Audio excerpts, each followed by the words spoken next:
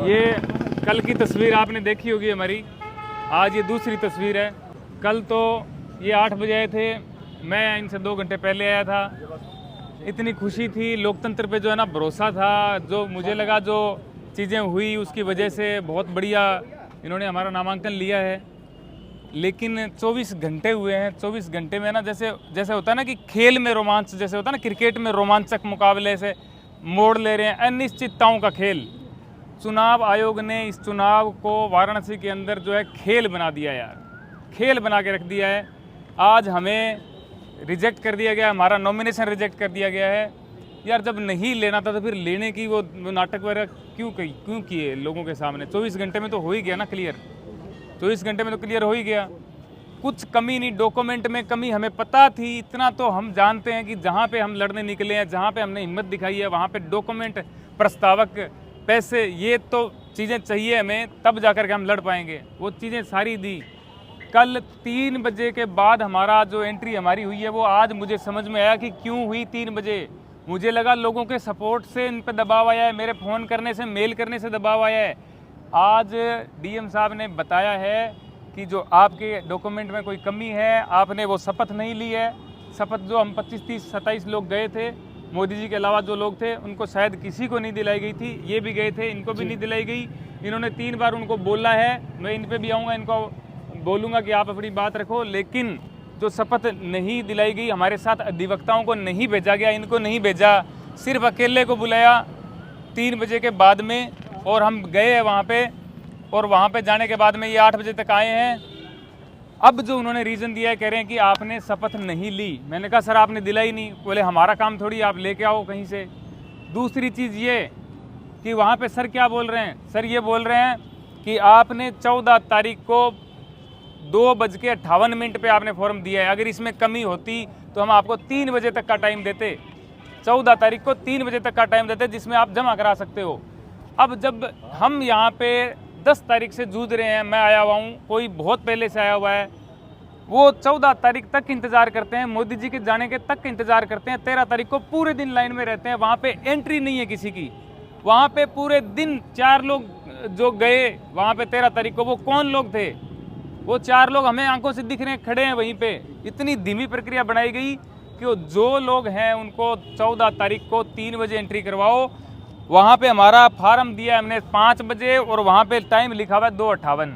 और फिर भी उसके बाद में देखिए हमारे पास उसकी कॉपी है, उसमें हमें लिखा गया है कि आप ये जो डॉक्यूमेंट है ये आपको टाइम दिया जाता है जमा कराने का 14 तारीख को रात को 11:59, रात को 11:59 है।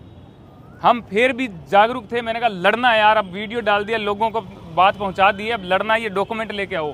एफिडेविट बनाया रात को 9:15-10 बजे यहाँ पे पहुँचे हैं डीएम साहब के ऑफिस में। डीएम साहब आए हैं थोड़ी देर बाद में। डीएम साहब ने आते ही बोला ये यहाँ पे कैसे पहुँच गए? पिकनिक स्पॉट है ये, पिकनिक बना रहे हो क्या यहाँ पे?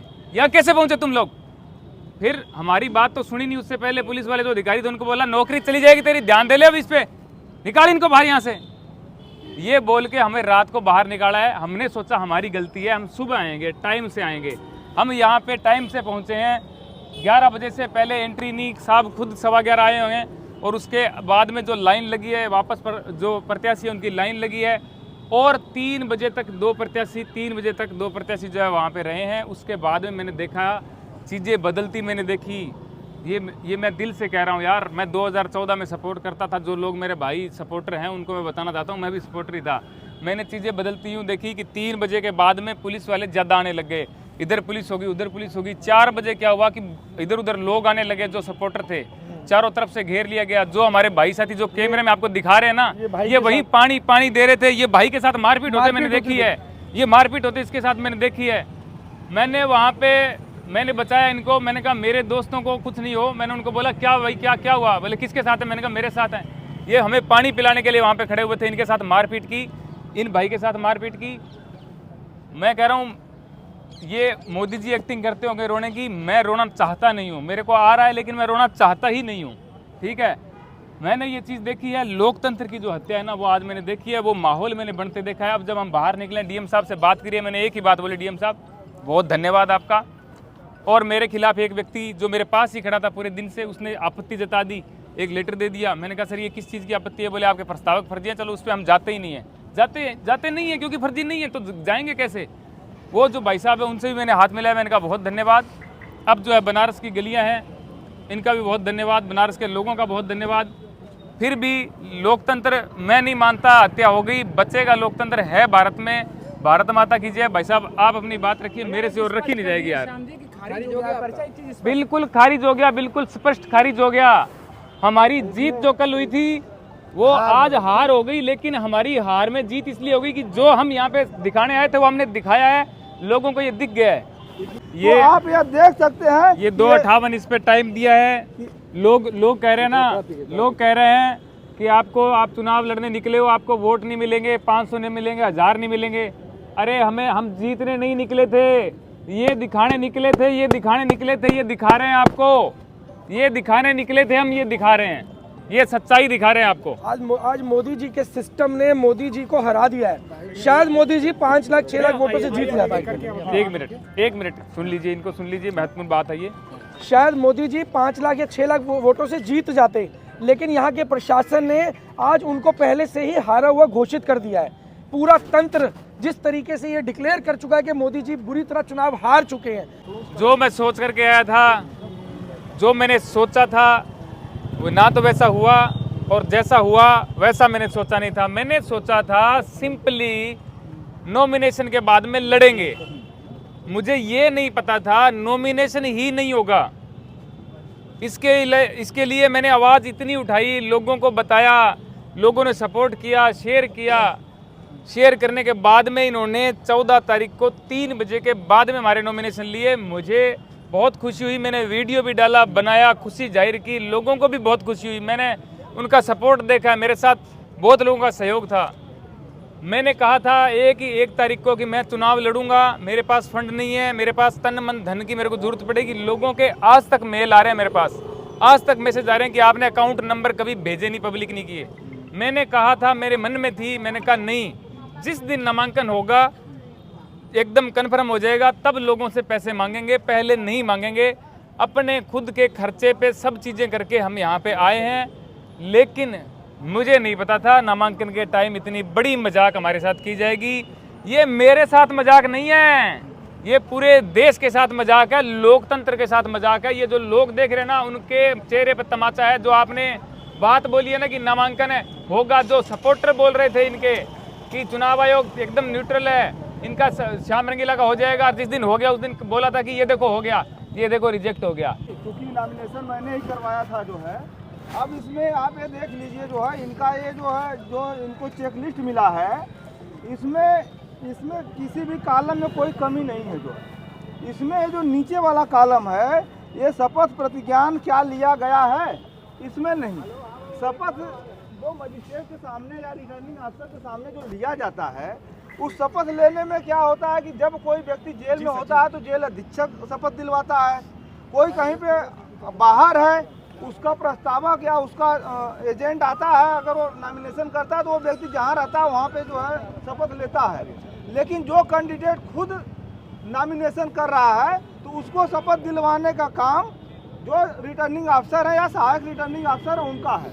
तो जो लोग 3 बजे के आसपास जो भी लोग गए हैं वहाँ पे अंदर, उसमें से किसी को शपथ नहीं दिलवाया, और जिनका पर्चा सही था इनके अलावा भी सिर्फ और सिर्फ इसी आधार पे कि आपने शपथ नहीं लिया इसलिए आपका पर्चा खारिज किया जाता है। आपको बता दें कि इंडियन कॉन्स्टिट्यूशन के आर्टिकल 84A में और जो रिप्रेजेंटेशन ऑफ पीपुल्स एक्ट है 1951 के इसके सेक्शन 36(2)A में प्रावधान है कि ये ओथ जो है ये रिटर्निंग अफसर या सहायक रिटर्निंग अफसर दिलवाएंगे। ये उनकी ड्यूटी थी।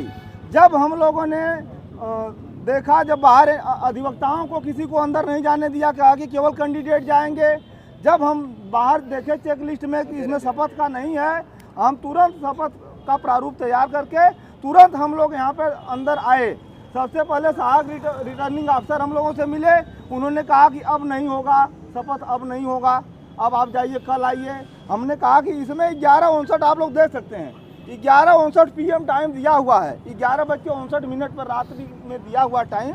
हमने कहा कि आपने टाइम दिया हुआ है, आप हमारा शपथ ले लीजिए, आपके यहाँ ही शपथ होना है, ये आपकी ड्यूटी थी। कहा नहीं लेंगे, डीएम साहब आ रहे हैं, आप बाहर इंतजार कर लीजिए। हम लोग इंतजार किए, 9:30 बजे के लगभग डीएम साहब 9:30-10 बजे के लगभग आए। जब हम लोगों को उन्होंने देखा तो कहा कि ये लोग यहाँ कैसे आ गए। इंस्पेक्टर थे, उनको डांटने लगे, तुम्हारी नौकरी चली जाए, ये तुम्हारी ड्यूटी है, तुम क्या कर रहे हो यहाँ पे, कैसे आ गए, इनको जल्दी बाहर करो। तो ये आप देख सकते हैं, एक तरफ तो नॉमिनेशन फार्म लेने के लिए सैकड़ों की तादाद में लाइन लगी रही, नॉमिनेशन फार्म नहीं लेने दिया गया।